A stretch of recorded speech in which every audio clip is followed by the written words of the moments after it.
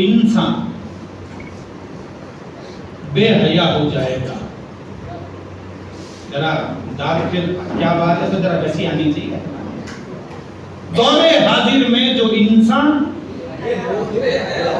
बेहया हो जाएगा, इस जमाने की नजर में वो खुदा।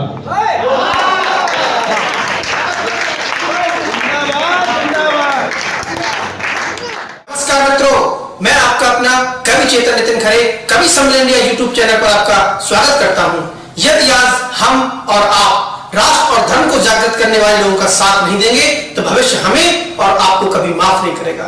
इसलिए आपसे निवेदन करता हूं कि आइए राष्ट्र, धर्म, साहित्य, संस्कार, शुचिता और समाज को समर्पित आपका अपना यूट्यूब चैनल कवि सम्मेलन इंडिया, इसको सब्सक्राइब करें और वीडियो को सबसे पहले पाने के लिए बेल आइकन पर क्लिक करें। अंतश की आत्मा पूनम जी वैसी हैं। चेतन ने भी मुझे फोन किया था, भैया आज मुलाकात होगी। डीपी सिंह जी और आप सब आत्मीय बंधु जितने भी यहाँ उपस्थित हैं, बस ये बता देना कि कैसे का फोन है।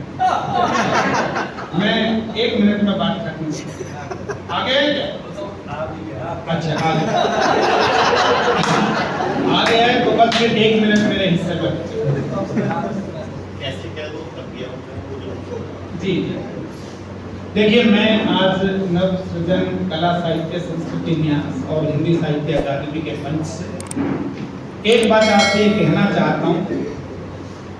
पिछले दिनों मिर्जापुर का बड़ा बवेला मचा और हमारे बहुत सारे मित्रों ने भी उसके समर्थन में या विरोध में अपने विचार व्यक्त किए।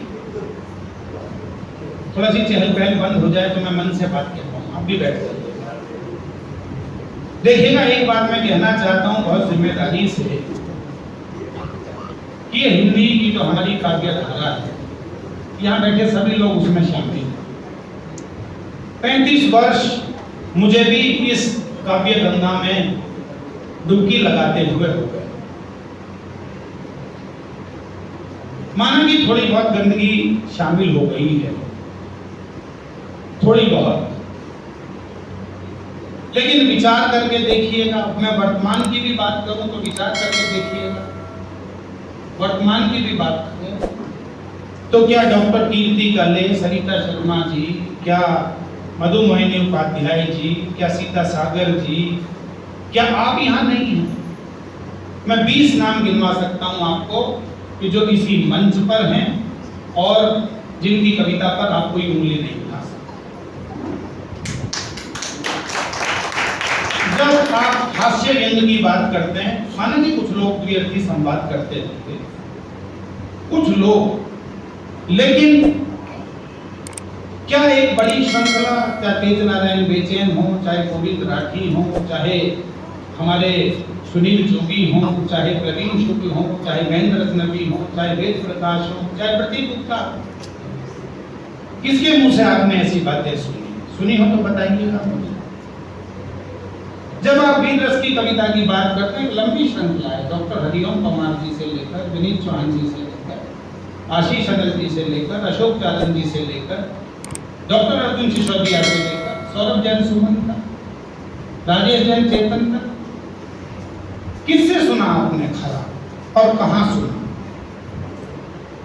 गंगा में यदि कोई नदी आकर मिल जाती है, कोई नाला आकर मिल जाता है, कोई गंदा पानी आकर मिल जाता है, तो इससे गंगा गंदा नाला नहीं हो जाती। वो गंगोत्री से लेकर और कलकत्ता तक वो गंगा ही रहती है और गंगा ही कहलाती है।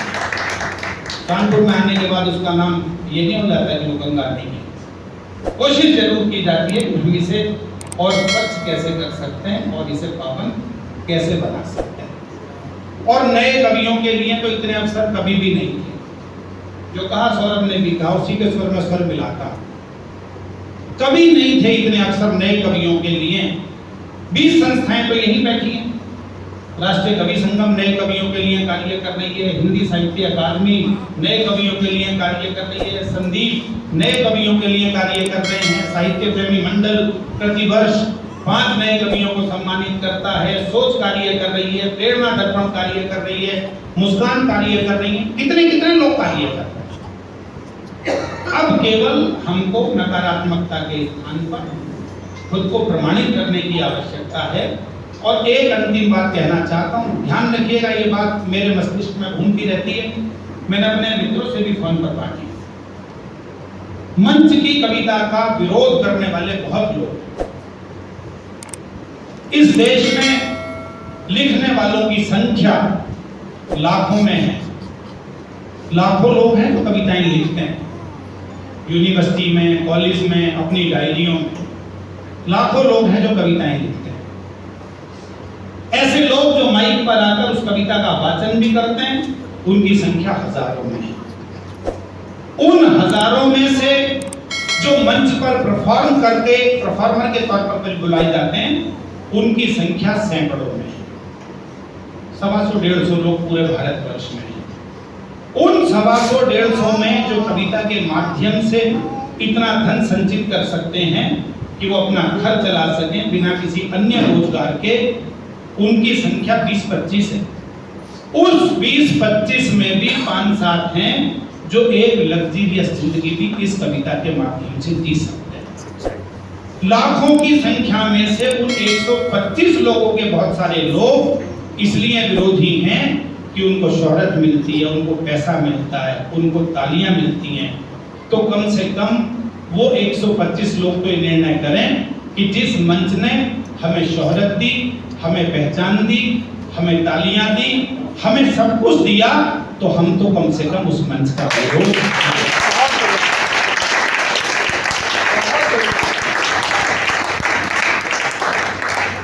किसने रोका अच्छी कविता को प्रमोट करने के लिए? जिसने भी अच्छी कविता सुनाई, हमने भी तालियां बजाई, बाकी सब बजाते हैं। और उदाहरण मैंने दे दिया गुरु साहब का, बात लंबी हो जाएगी, केवल अलग अलग ढंग से अलग अलग शेर सुना देता। अध्यक्ष जी का आदेश है, उन्होंने मेरे बराबर में कहा कि आज गजल ही सुना। और अवार्ड भी गजल को मिला। दौरे हाजिर में जो इंसान बेहया हो जाएगा, जरा दाद फिर क्या बात है, तो जरा वैसी आनी चाहिए। दौरे हाजिर में जो इंसान बेहया हो जाएगा, इस जमाने की नजर में वो खुदा हो जाएगा।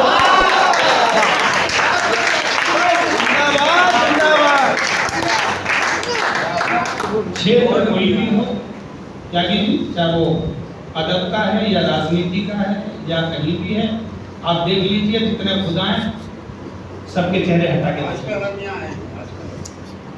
दौरे हाजिर में जो इंसान बेहया हो जाएगा, इस जमाने की नजर में वो खुदा हो जाएगा। दौर ऐसा है कि सबसे दूरियां रखकर चलो, बढ़ गई नजदीकियां तो हादसा हो जाएगा।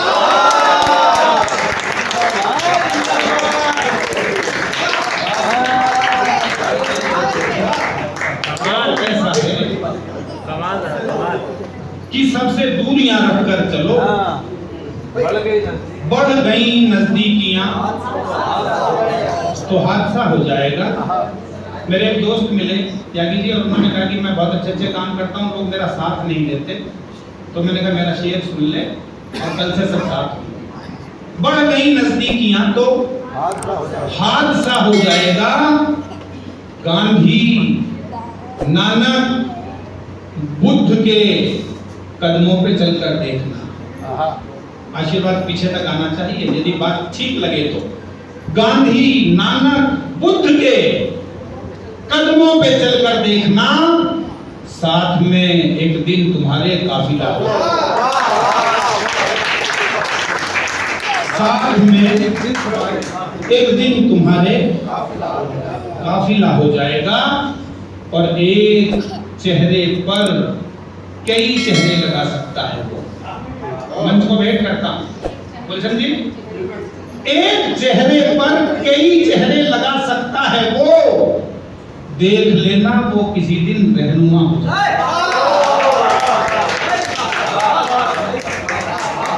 रहनुमा समझते हैं ना, लीडर, नेता। एक चेहरे पर कई चेहरे लगा सकता है वो, देख लेना वो किसी दिन रहनुमा हो जाएगा। और इस शेर पर तो हर श्रोता की दाद चाहूंगा कि दाद मिले, और वो दाद मेरे लिए नहीं, हमारे आदेश जी के लिए और अध्यक्ष जी तक पहुंचे। दौरे हाजिर में जो इंसान बेहया हो जाएगा, इस जमाने की नजर में वो खुदा हो जाएगा जो अदब की महफिलों में आओगे सुनने गजल। अब तक के सर्वाधिक मोहब्बत चाहिए। आदेश भैया आपके लिए कहता हूं, गर अदब की महफिलों में आओगे सुनने गजल, जो अदब की महफिलों में आओगे सुनने गजल, जिंदगी से और ज्यादा राबता हो जाए।